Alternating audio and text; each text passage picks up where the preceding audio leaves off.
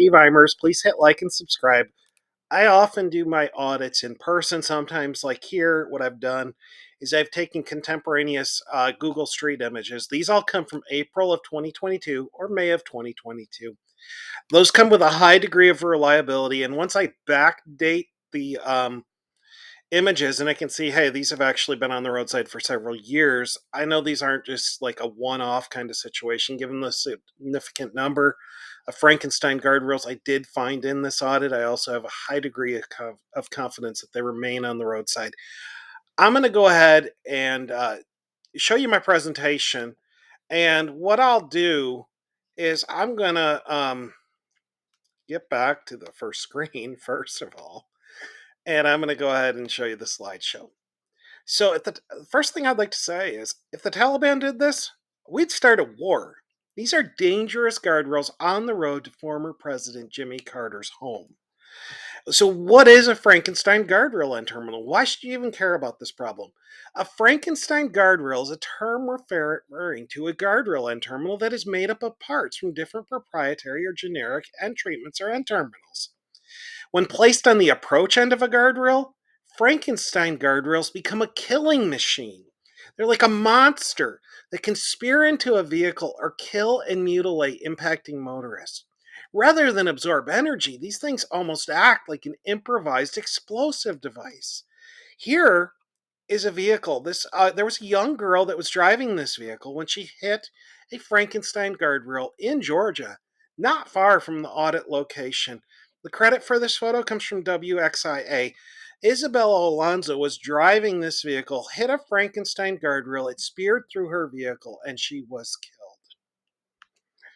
So this audit is, like I said, this was, I just imagine, hey, let's make this a little more interesting. Let's see what a section of roadway on the approach to Jimmy Carter's home would look like. And so I looked at 51.8 miles from Columbus, Georgia to President Carter's home.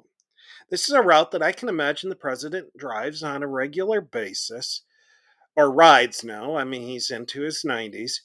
But it wouldn't be out of the question that he has been on this road multiple times over the last several years. This first terminal that you see is a Frankenstein fleet median terminal.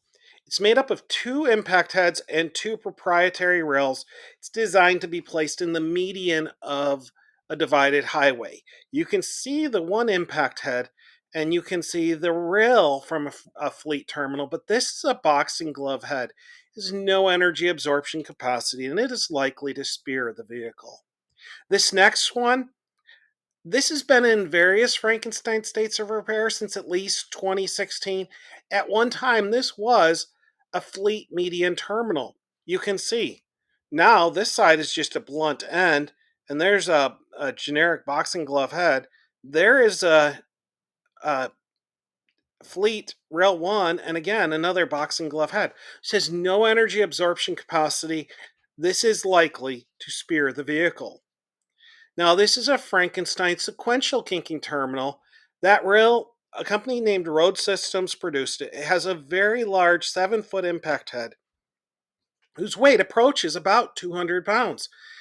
And it's not here. Instead, this terminal here has no energy absorption capacity, a very narrow head, and it is likely to spear a vehicle. And I want to be real clear here. I am not worried about spearing vehicles. I'm worried about the person inside the vehicle.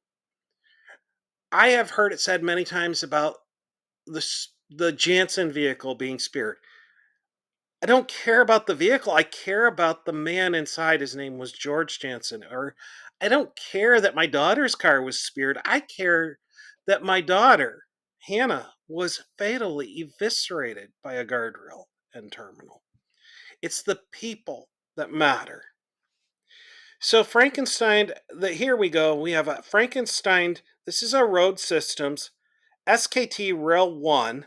This is a Trinity Highway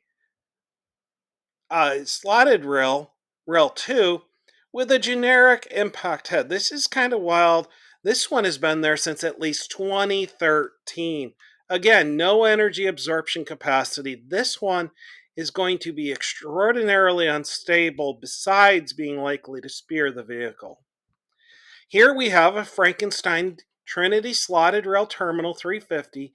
That's the first rail for an SRT 350 from Trinity with a generic rail too, and that has been on the roadside since at least 2013. This I get to look at a lot of Google Street View, a lot of satellite view. I was born in Georgia. I grew up in Western New York. Uh, the satellite view of these were quite interesting. I think these are pecan trees, or are they pecan trees, or are they something totally different? But, anyways, I found them to be interesting, so I've included them here. If you know what they are, let me know in the comments, and also let me know if it's a pecan or a pecan. Regardless, I do not like pecan pie.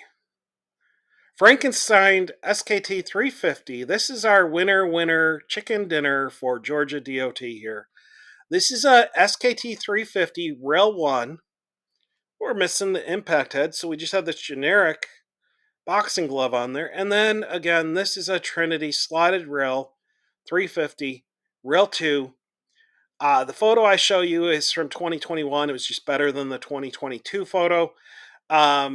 This one, it's been there since at least 2009, 13 years. It's wild. The final one, this rail is from a Trinity ET Plus Rail 1, and it's got a generic head. It should have a very large impact head here, and it's just not there. Here is a photo of the Jimmy Carter National Historical Park, and I believe this is the president's personal residence. Or somewhere in this property is his personal residence. You can see the Secret Service vehicles, but it's astonishing to me that Georgia DOT has these on the roadside. We need to get these fixed, and we need to make sure that our installers, they know what they're doing and that they're not drinking Billy Carter's Billy beer. This is completely, I kind of make light here a little bit. This is completely and totally unacceptable. There are people's lives at stake. Many of these guardrails are along the route near Fort Benning where our rangers train. How horrific would it be to survive being shot at by a Taliban terrorist only to be killed by a Frankenstein guardrail in front of Fort Benning? Georgia DOT needs to get out on the roadside immediately Monday morning and get these fixed.